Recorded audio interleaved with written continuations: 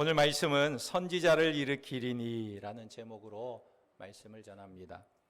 오늘 본문의 핵심이 나와 같은 선지자 하나를 일으키리니 그랬어요. 이 말은 양면을 가지고 있는 말씀인데 궁극적으로 보면 사도행전 3장 20절에서 22절에 보면 예수 그리스도께서 오실 것에 대한 예언인 것입니다. 선지자가 궁극적으로 먼 미래에 예수님이 오실 것에 대한 예언의 말씀이기도 한 것입니다. 그러나 오늘 말씀에서 두 번째 의미로 이 말씀은 이스라엘 백성에게 하나님의 뜻을 전하고 저들을 복된 길로 인도하기 위하여 항상 시대마다 선지자를 보내주시겠다는 약속의 말씀이기도 한 것입니다.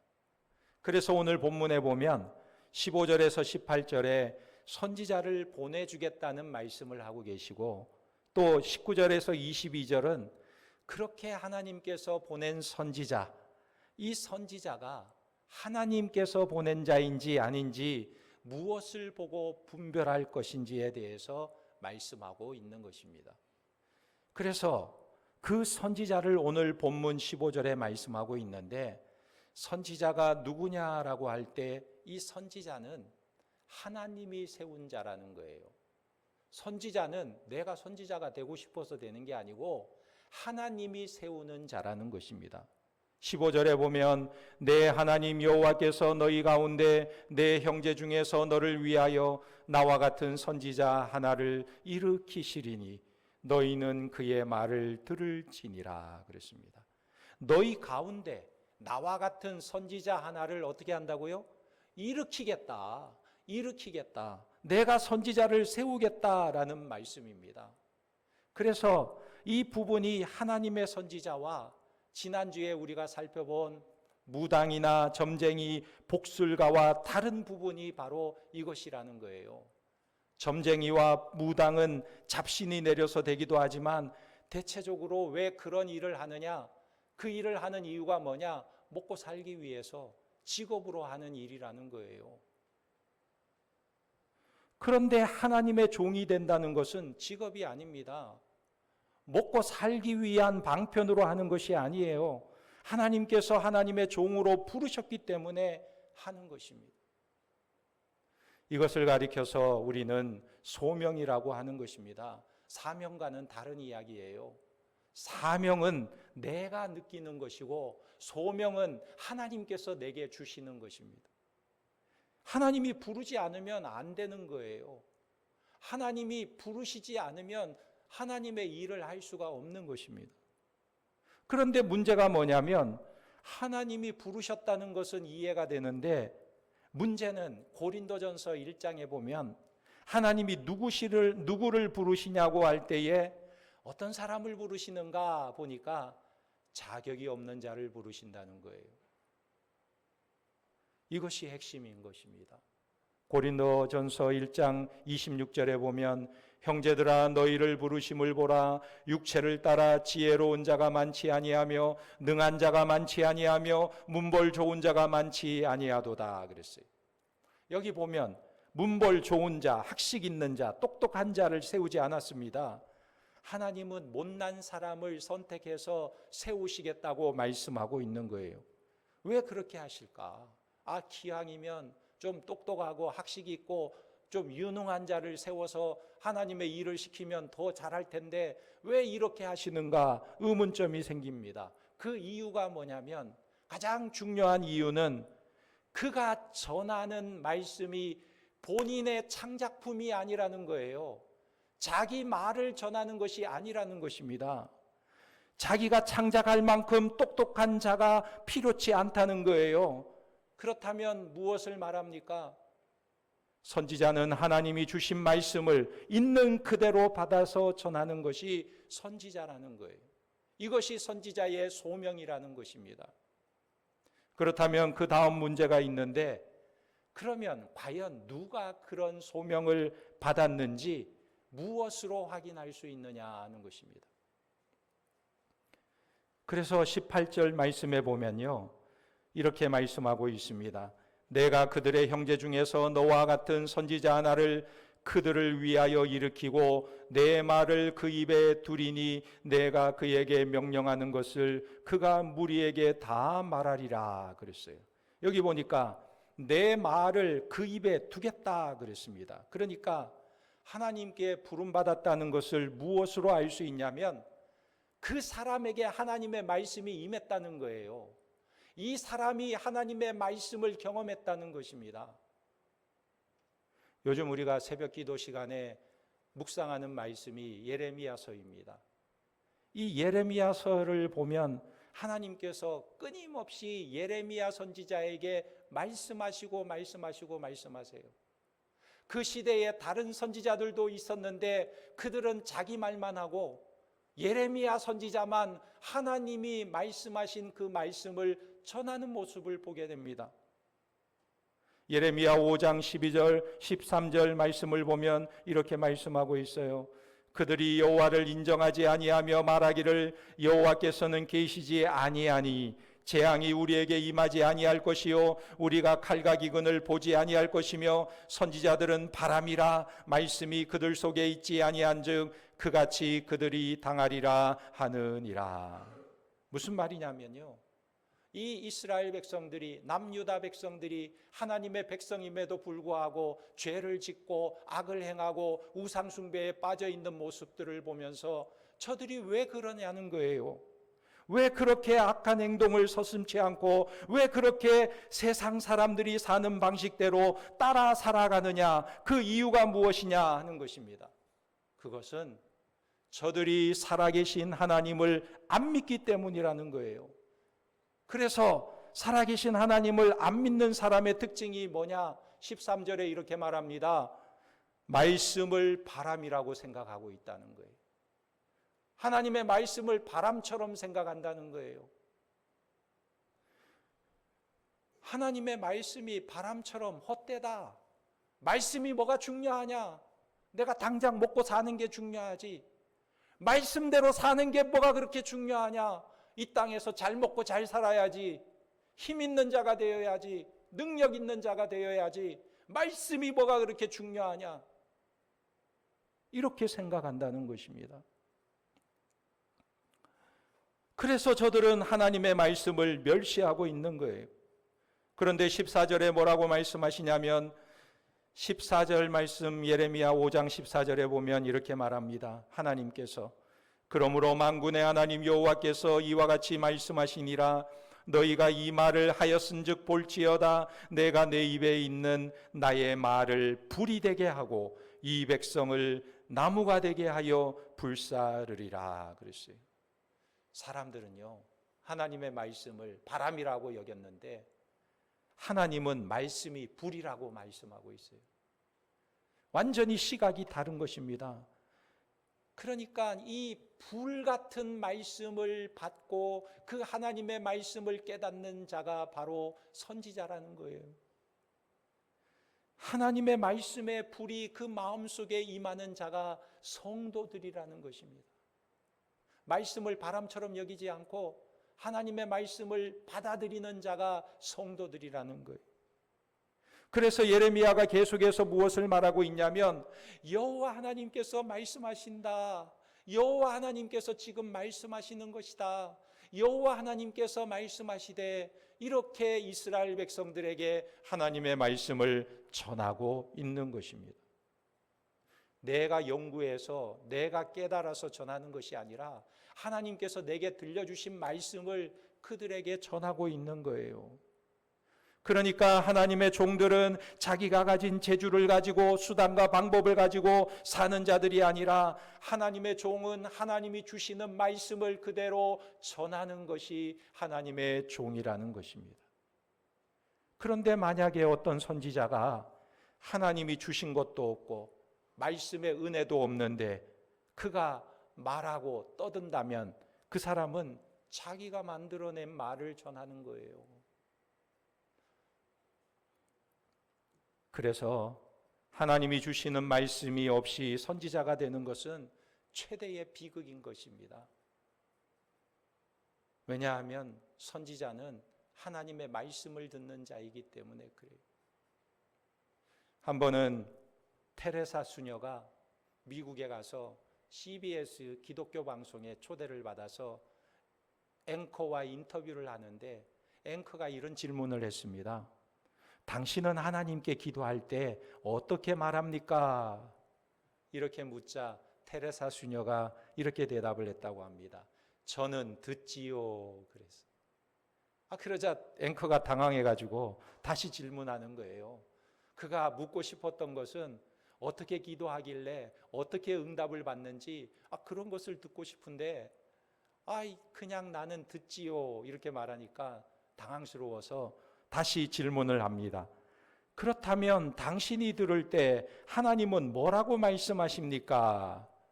그렇게 물으니까 테레사 수녀가 또 대답하기를 하나님도 들으시지요.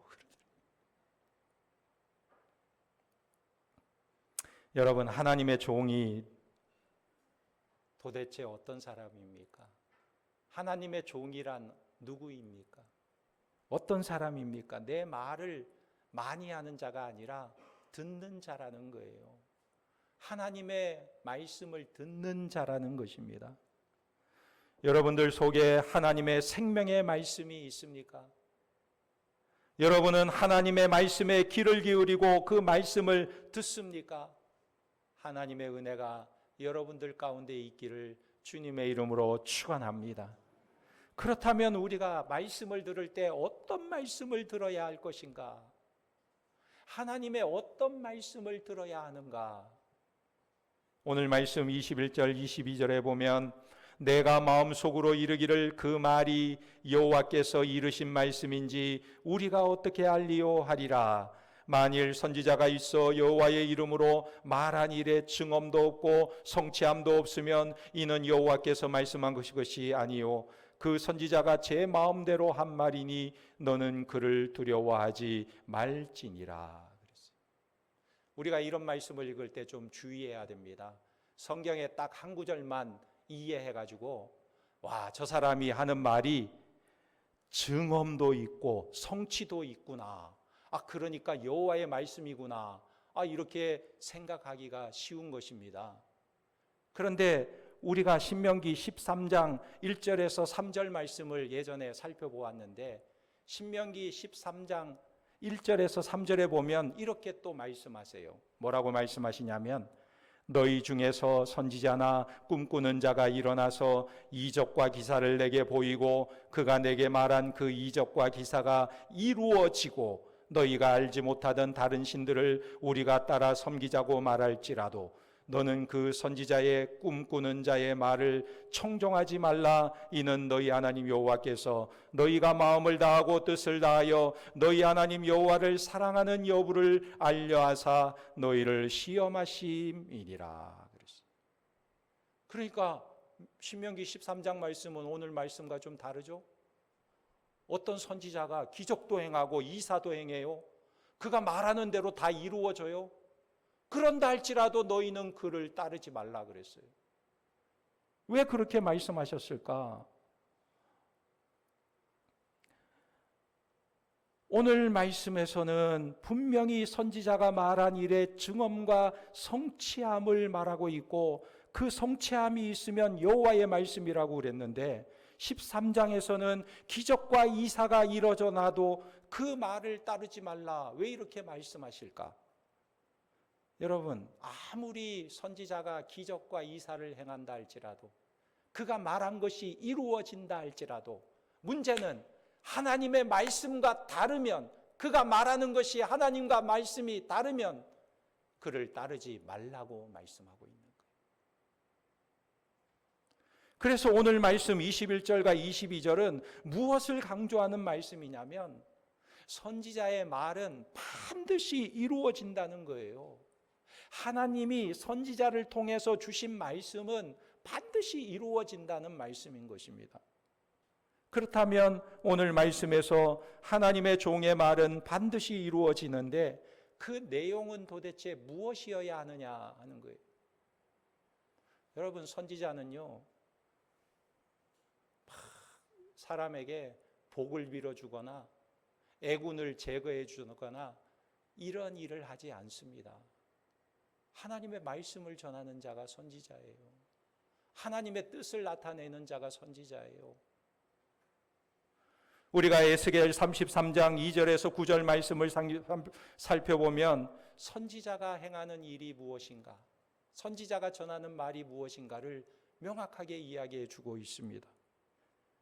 2절에 보면 인자야 너는 내 민족에게 말하여 이르라 가령 내가 칼을 한 땅에 임하게 한다 하자 그 땅 백성이 자기들 가운데 하나를 택하여 파수꾼을 삼은 그 사람이 그 땅에 칼이 임함을 보고 나팔을 불어 백성에게 경고하되 그들이 나팔 소리를 듣고도 정신 차리지 아니하므로 그 임하는 칼에 제거함을 당하면 그 피가 자기의 머리로 돌아갈 것이라.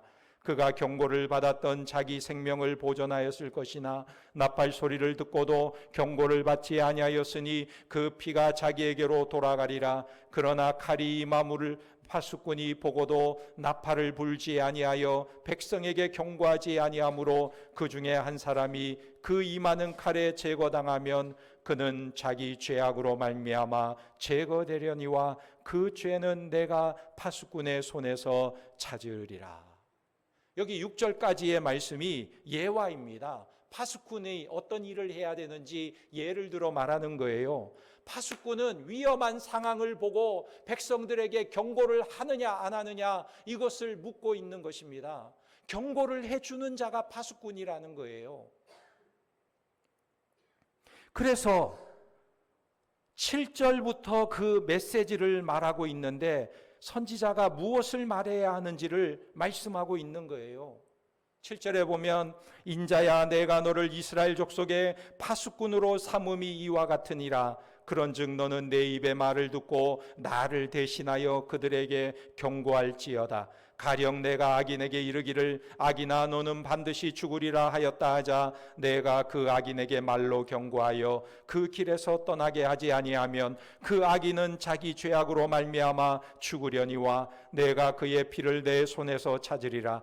그러나 너는 악인에게 경고하여 돌이켜 그의 길에서 떠나라고 하되 그가 돌이켜 그의 길에서 떠나지 아니하면 그는 자기 죄악으로 말미암아 죽으려니와 너는 내 생명을 보전하리라.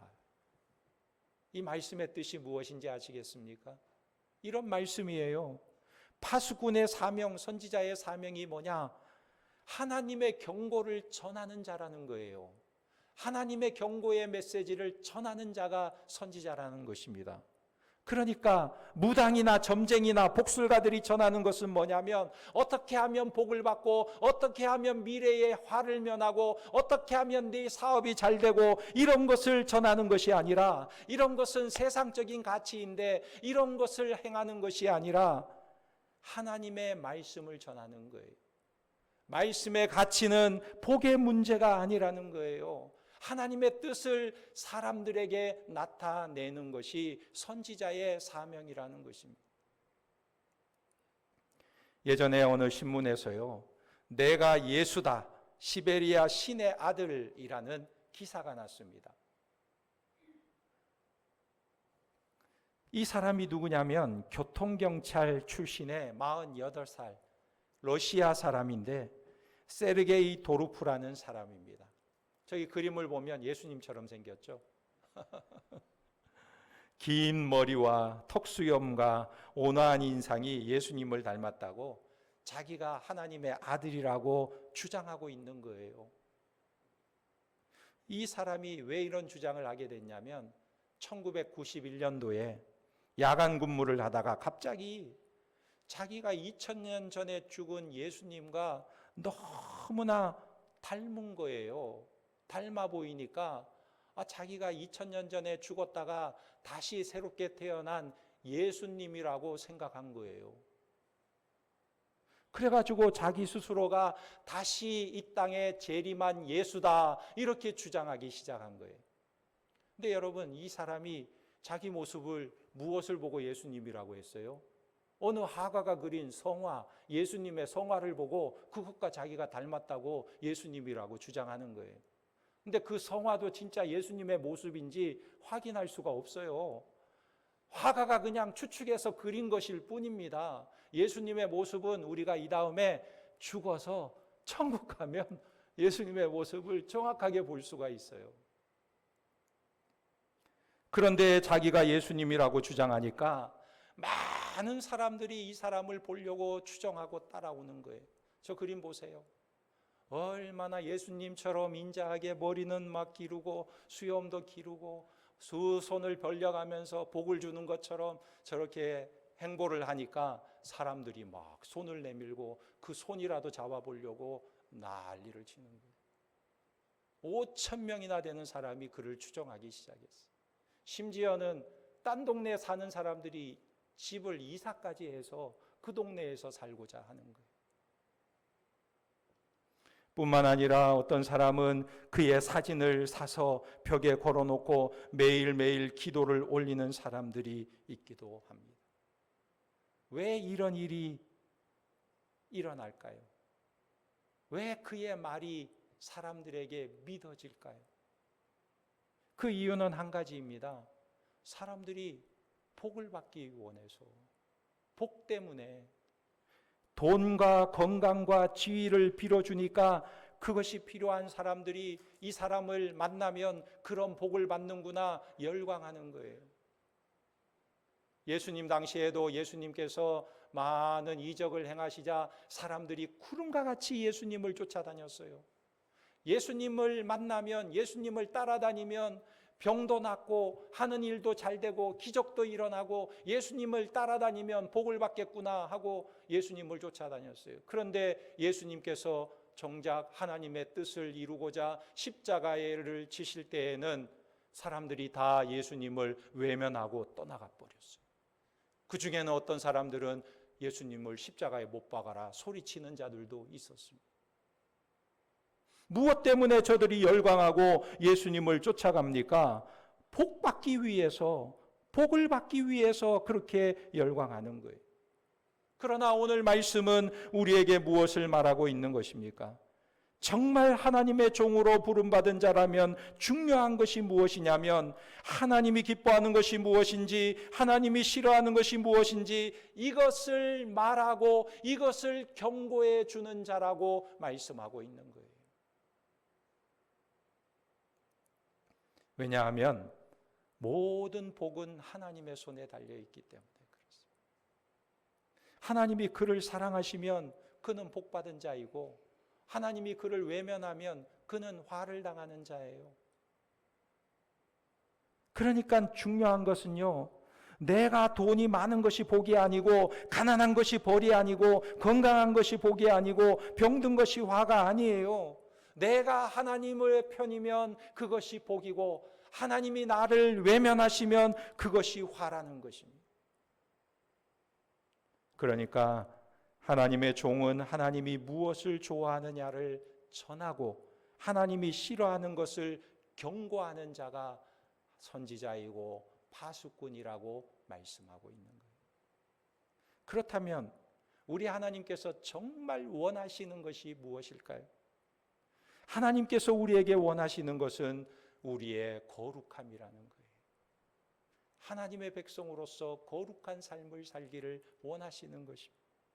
하나님께 순종하는 것입니다. 세상을 따라가지 않는 거예요. 여기서 세상은 하나님 없이 사는 것을 말하는데 우리의 힘과 우리의 능력과 우리의 권력과 힘이 소망이 되어서는 안 된다는 거예요. 우리의 소망은 오직 하나님께 두어야 한다는 것입니다. 예를 들어서 사도행전 20장 22절에서 27절에 보면 사도 바울이 이렇게 말하고 있습니다. 바울이 에베소 장로들을 청해서 밀라도에서 만나는 장면인데 거기서 자기가 이런 말을 합니다. 첫날부터 지금까지 내가 너희 가운데 어떻게 행했는지 너희도 안다 이렇게 말하면서 모든 겸손과 눈물과 시험을 참고 주를 섬긴 것과 유익한 것은 무엇이든지 꺼리낌 없이 가르치고 하나님에 대한 회개와 예수에 대한 믿음을 증언했다 이렇게 고백해요. 그러면서 22절에 이렇게 말합니다. 보라, 이제 나는 성령에 매여 예루살렘으로 가는데 거기서 무슨 일을 당할는지 알지 못하노라. 오직 성령이 각성해서 내게 증언하여 결박과 환난이 나를 기다린다 하시나 내가 달려갈 길과 주 예수께 받은 사명 곧 하나님의 은혜의 복음을 증언하는 일을 마치려 하면은 나의 생명보조차 조금도 귀한 것으로 여기지 아니하노라. 보라, 내가 여러분 중에 왕래하며 하나님 나라를 전파하였으나 이제는 여러분이 다 내 얼굴을 다시 보지 못할 줄 아노라. 그러므로 오늘 여러분에게 증언하거니와 모든 사람의 피에 대하여 내가 깨끗하니 이는 내가 꺼리지 않고 하나님의 뜻을 다 여러분에게 전하였음이라. 할렐루야. 하나님의 뜻을 전하는데 왜 꺼리 낍니까? 하나님의 뜻을 전하는데 왜 꺼려져요? 저들의 삶에 대해서 어떤 메시지는 경고의 메시지이기도 하고 어떤 메시지는 하나님의 뜻을 전하는 메시지이기도 하고, 그래서 때로는 이 말씀을 듣는 자들에게 꺼려지기도 하는 것입니다. 여기 내가 모든 사람의 피에 대하여 깨끗하다고 바울이 고백한 것은요, 에스겔 선지자처럼 내가 하나님께 받은 모든 말씀을 다 너희에게 전했다라는 표현인 것입니다. 그 전한 말씀 중에 가장 핵심적인 것이 뭐냐면 너희가 이렇게 살면 안 된다, 하나님의 백성으로서 그렇게 살면 안 된다, 이것을 전하는 거예요. 너희가 하나님을 떠나면 안 된다는 것입니다. 하나님이 싫어하시는 일을 하면 안 된다는 거예요. 세상의 유혹과 시험에 너희의 영혼을 팔아먹지 말라는 것입니다. 하나님의 백성답게 살라는 거예요. 세상에 종된 삶을 살면 안 된다는 것입니다. 이것이 하나님의 종들이 말해야 하고 보여주어야 하는 가장 중요한 메시지라는 거예요. 이걸 전하는 자가 선지자라는 것입니다. 미국 스포츠계에는 종목별로 많은 흑인 선수들이 지금 진출해 있습니다. 근데 특히 농구 선수가요, 80%가 흑인 선수라고 합니다. 미식 축구도 70%가 흑인 선수라고 해요. 그런데 이 흑인들이 프로 무대에 진출하게 된 첫 번째 해가 언제였냐? 1947년이라고 합니다. 이전까지는 흑인 선수가 한 명도 없었대요.